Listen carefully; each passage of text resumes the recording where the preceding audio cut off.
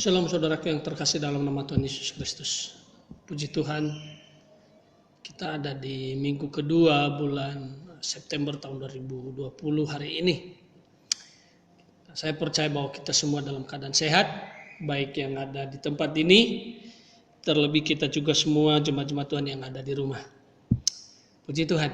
Hari ini saya berbicara tentang jangan pernah berhenti berharap. Kita perhatikan di dalam Roma 15 ayat 13. Atau kita baca secara bersama-sama satu ayat ini dalam hitungan yang ketiga.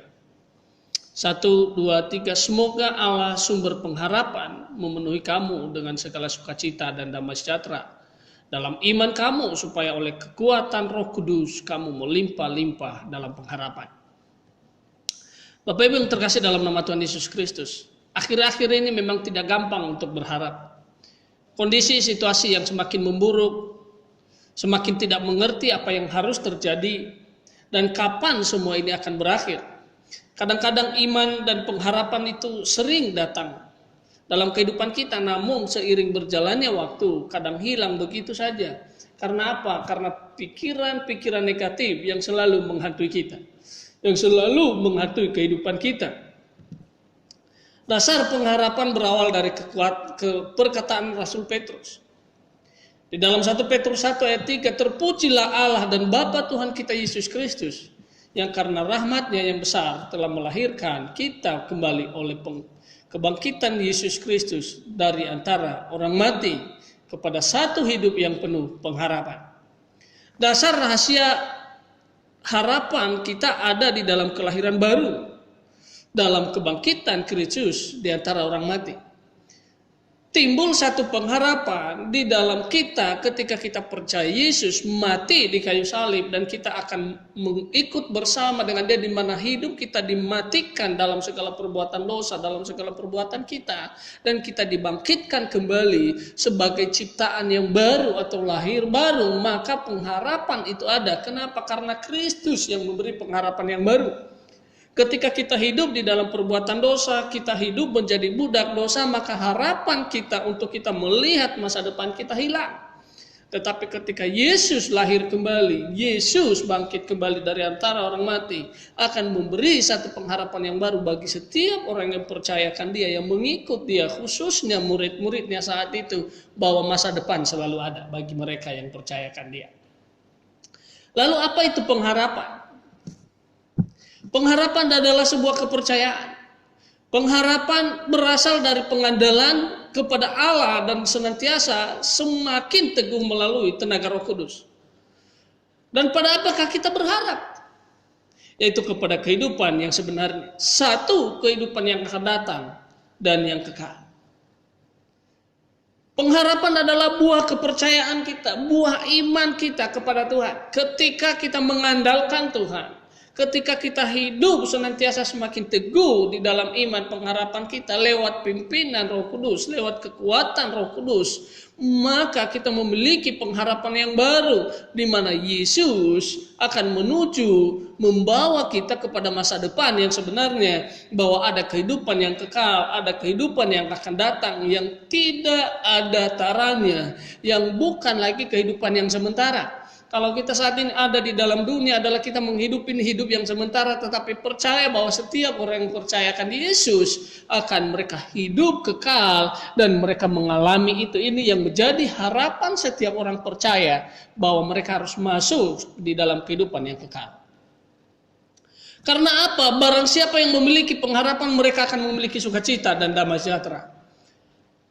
Mungkin kita bertanya, apa pentingnya sukacita bagi kita? Sukacita adalah penggerak. Sukacita dapat menghalau kelelahan dan rasa kantuk.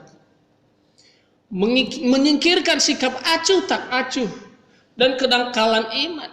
Rasa takut, rasa khawatir, cemas, kurang percaya pada janji-janji Allah. Dengan kita melihat harapan, dengan kita memiliki harapan yang baru, dengan kita memiliki harapan untuk masa depan kita, maka segala kemalasan, maka segala kesuam-suam kukunya kita, segala kecemasan kita, segala alasan-alasan yang kita miliki yang menakutkan kita, mengkhawatirkan kita, tapi ketika tetap memandang pengharapan bahwa ada masa depan yang sesungguhnya, ada masa depan yang lebih baik di dalam Kristus Yesus, maka sukacita itu akan memenuhi kita, dan sukacita itu sanggup menghalau, sanggup melepaskan segala kecemasan, segala ketakutan dan kekhawatiran kita. Karena itu jangan biarkan keraguan, kecemasan, kekhawatiran, ketakutan akan menghambat langkah kita untuk meraih apa yang kita impikan.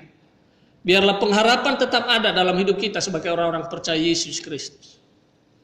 Tuhan adalah sumber pengharapan. Dia tidak pernah membiarkan kita jatuh sampai tergeletak. Dia akan menuntun langkah kita menuju masa depan yang penuh harapan. Tuhan tidak pernah mengingkar janji bagi setiap orang yang percayakan Dia. Dialah harapan kita. Di dalam Dia ada pengharapan yang baru bagi kehidupan setiap orang percayakan Dia. Di dalam Dia kita menikmati kehidupan yang kekal. Di dalam Dia kita menikmati hidup yang sebenarnya. Bahwa Yesus yang sudah membawa pengharapan yang baru bagi setiap kita, di mana kita ditebus dari segala hukum dosa dan diberi kita kemenangan di dalam Dia. Lewat kebangkitan Kristus, saudara dan saya sudah melihat pengharapan yang besar ada di dalam Yesus. Jangan kau izinkan situasi-situasi, jangan kau izinkan kondisi-kondisi yang kau hadapi saat ini, kecemasan, kekhawatiran, ketakutan, faktor apapun yang terjadi di sekeliling saudara akan menghilangkan, akan menghambat langkah-langkah saudara untuk meraih impian saudara, yaitu masuk di dalam hidup yang kekal, masuk di dalam hidup yang sebenarnya, di mana hidup yang sebenarnya adalah abadi, di mana hidup yang sebenarnya adalah hidup yang penuh dengan berkat Allah. Dan itu engkau temukan ketika engkau mengizinkan Tuhan berkarya di dalam hidupmu, mengizinkan Tuhan menjadi sumber pengharapan di dalam hidupmu. Dan Tuhan tidak pernah melepaskan tanganmu. Dia akan membawa engkau, Dia akan menuntun engkau menikmati pengharapan yang kekal di dalam Yesus. Ayat terakhir Bapak yang terkasih dalam nama Tuhan Yesus Kristus. Ayub 14 ayat 7. Karena bagi pohon masih ada harapan. Apabila ditebang, ia bertunas kembali dan tunasnya tidak berhenti bertumbuh. Kehidupan kita bagaikan pohon. Mungkin di saat-saat kita mengalami sesuatu hal dan kita merasa sudah tidak ada lagi gunanya dan tidak ada lagi manfaatnya. Tetapi ketika kita hidup di dalam Kristus, kita dimatikan dan kita dihidupin kembali. Dan tunas kita dan kehidupan yang Tuhan layakkan bagi kita tidak akan pernah berhenti bertumbuh. Terus bertumbuh dan terus bertumbuh sampai kepada pengharapan yang dimana semua orang akan menikmati hasil, akan menikmati berkat-berkat yang melimpah. Dalam situasi-situasi yang ada kita saat ini, jangan pernah membuat saudara jauh dari pengharapan. Jangan pernah berhenti berharap kepada Tuhan. Berharap bahwa keajaiban Tuhan akan segera datang. Berharap bahwa mujizat dan kuasa Tuhan masih ada. Berharap bahwa Tuhan sanggup untuk memulihkan bangsa ini. Tuhan sanggup memulihkan bangsa Indonesia. Tuhan sanggup memulihkan saudara dan saya. Tuhan sanggup membebaskan saudara dan saya. Dalam segala persoalan, dalam segala beban yang sedang kita pikirkan saat ini, yang sedang kita alami saat ini. Percaya Yesus. Yesus sanggup menolong saudara. Yesus sanggup memegang tangan saudara. Asalkan saudara mengizinkan Dia berkarya di dalam hidup saudara. Mari kita tundukkan kepala kita bersama-sama. Bapa di surga, di dalam nama Tuhan Yesus Kristus, kami percaya Kau ada bersama kami. Kau menjadi sumber pengharapan bagi kami. Kau yang sudah sedang menuntun masa depan kami, menentukan langkah-langkah kami. Masa depan kami adalah masa depan yang penuh dengan harapan di dalam Kristus Yesus. Kalau Kau memberi kami pengharapan yang baru di saat Kau bangkit dari antara orang mati.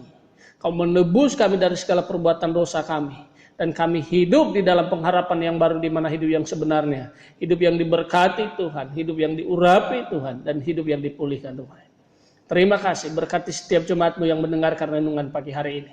Baik yang ada di dalam ruangan ini maupun yang ada di rumah, yang menonton, dimanapun mereka berada, Tuhan Kau jamah, Tuhan Kau pulihkan mereka. Kalau mereka ada dalam keadaan putus asa, mereka ada dalam keadaan cemas, khawatir, ketakutan, tentang situasi kondisi yang kami ada saat ini di bangsa Indonesia khususnya, kami percaya bahwa Kau sanggup ya Tuhan. Kami percaya bahwa mujizat-Mu masih ada. Tidak ada yang mustahil bagi Tuhan. Kau sanggup memulihkan bangsa ini dan mengubahkan bangsa ini. Di dalam nama Yesus kami berdoa dan bersyukur, haleluya. Amin.